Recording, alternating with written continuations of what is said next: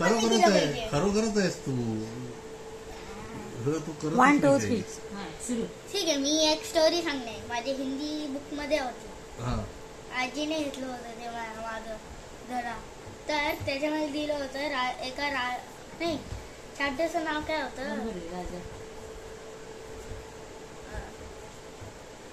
राजाला एक 3 प्रश्न पडले होते शोधाला. पहिला प्रश्न होता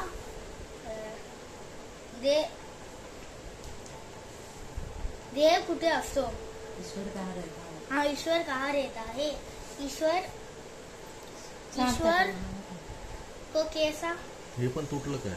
नहीं, ईश्वर को कैसा मिलना है? आणि हिंदी ईश्वर क्या करता है? ईश्वर क्या करता है?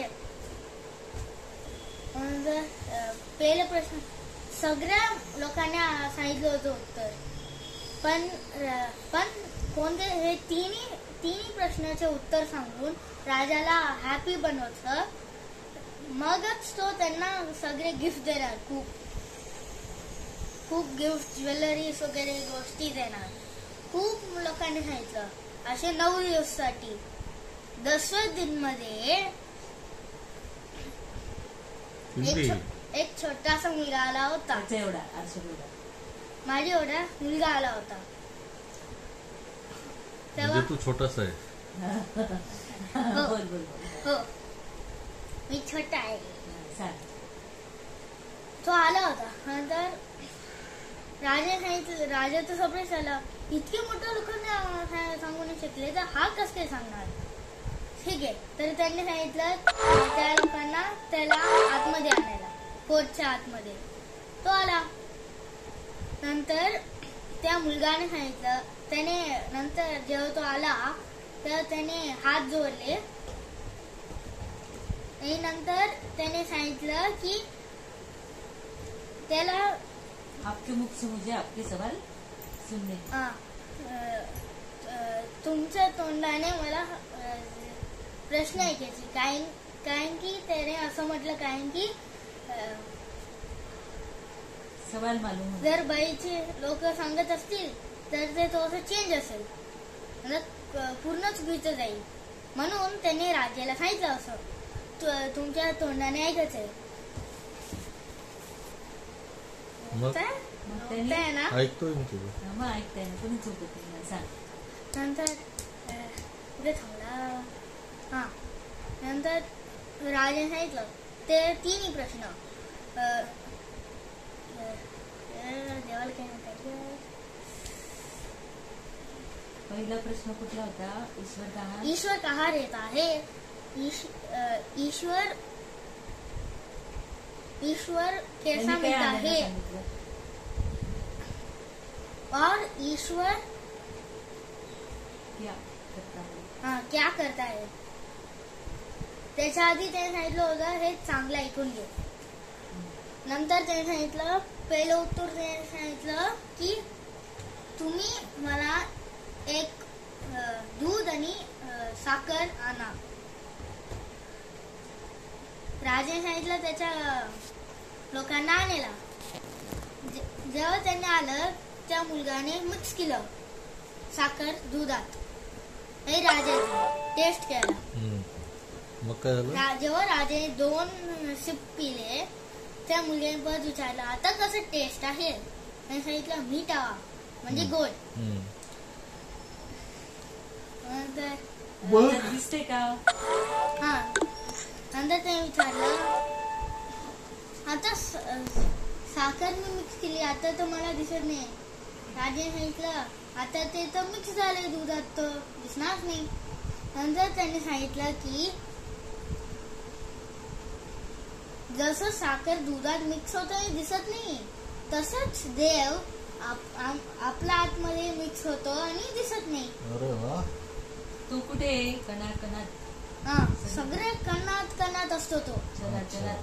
जगाच्या पूर्ण एक पण छोटस कणात असतो. सगळे छोटे कणा. एक पण जागा नसते की तो नसतो म्हणून. ब्युटिफुल. नंतर दुसरा सवाल. प्रश्नाचं उत्तर होतं तो कसा भेटतो हा. हा मुद्दा आहे. हा तेव्हा त्याने दही आणि मक्खन तेव्हा त्याने दही मागितलं. त्याने आणलं. नंतर त्या राजाने सांगितलं त्याच्या लोकांना आणायला. त्याने आणलं. त्याने सांगितलं आता मक्खन त्याच्यावर मक्खन आहे का? राजाने सांगितलं हो. मग त्याने सांगितलं मग मला दिसत का नाही? लोणी हा मक्खनमधलं लोणी. हा मक्खन दिसत का नाही? लोणी हा लोणी दिसत का नाही? मक्खन पण होऊ शकतो आपण. दही हा मक्खन म्हणजे लोणी. हा ना. मग मक्खन तर सांगू शकतो मी. हा बरोबर. मक्खन कुठे आहे? ते नाही याच्या आतमध्ये. दिसत का नाही? हा मला दिसत का नाही? मग राजाने सांगितलं तू पागल आहे का रे? ते फक्त काय केल्यावर चर्निंग केल्यावर कशाने मिळतो हा भगवंत कशाने भेटतो? नाही ते नाही हा आधी घोटल्याने भेटतं ना रवी मंथन मंथन म्हणजे ते घुसडल्याने. मंथन केल्यावरच ते निघत असतं मंथन. ते सांगितलं तसाच भगवंत कसा मिळतो? अच्छा मग तसं तुमचं दुसऱ्या प्रश्नाचं उत्तर भेटलंय. राजा विचारलं काय ते? मग त्याने सांगितलं